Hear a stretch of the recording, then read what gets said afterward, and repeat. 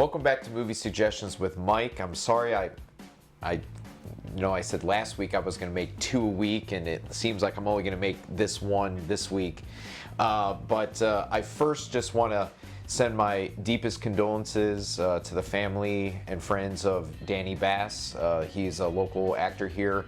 I didn't know him super well, but a couple years ago I was asked to be the judge for the 48-hour film festival the year that the film My Skin is Grey won. And just watching Danny at the premiere of the screenings, and also seeing him at the premiere of The Lowlives, just shows like how much of energy he had, and like how he was pretty much the life of the party that I could see. Everybody wanted to be around him, everybody was taking pictures with him, and just seemed like a really great guy. And so this one goes out to you, Danny, and you're gonna be missed.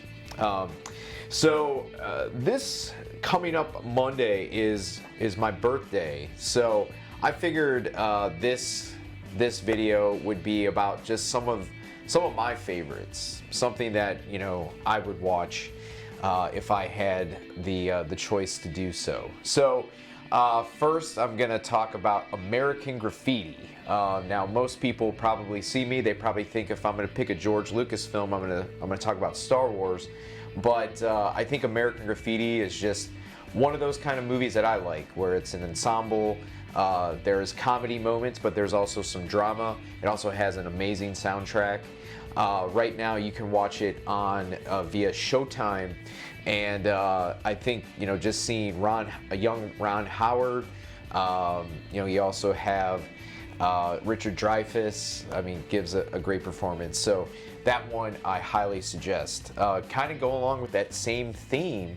I like, I guess, dramedies are some of the things that I'm drawn to, and broadcast news is one of my favorites. I've talked about it at length, probably with a lot of different people, but Holly Hunter, Albert Brooks, and William Hurt. It's just you have like this kind of people who work at a network for a network news, much like a ABC or CBS, and it just shows that the growing changes of news. And I think this movie was released in 1987. I think it really is still relevant today, because a lot of the things that are talked about in the film, about going away from hard news, going to lighter fare, that's just something you see every day on the news. So maybe not in this time period, because a lot of it's kind of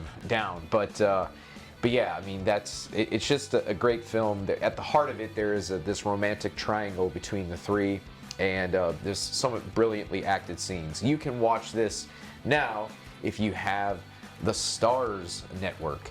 The last thing I'm going to talk about, for me growing up, Steven Spielberg was like a huge influence on a lot of the films that I think I could speak for almost anybody loves the films of Steven Spielberg. But last night I caught on Netflix Raiders of the Lost Ark, and for some reason they retitled it Indiana Jones and the Tale of the Raiders of the Lost Ark or something like that. For me, it will always just be known as Raiders of the Lost Ark. This it's a mile a minute. There's so many great scenes right at the beginning, right at the get-go, and it doesn't let up. So that one to me, and I think all of the original 3 films of those have so many great moments in it, but the first one for me always is just something that I remember as a kid watching, wanting to be that guy, wanting to have the whip, wanting to have the hat, and actually my friend bought a whip with some of his stimulus money, so thank you to the government for that. But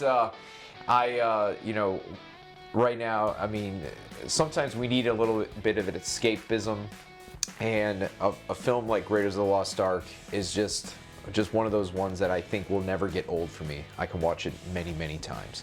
So once again, you can find that on Netflix. So Thank you so much, and I will definitely celebrate my birthday in style. So thank you. We'll be back again soon with another movie suggestions.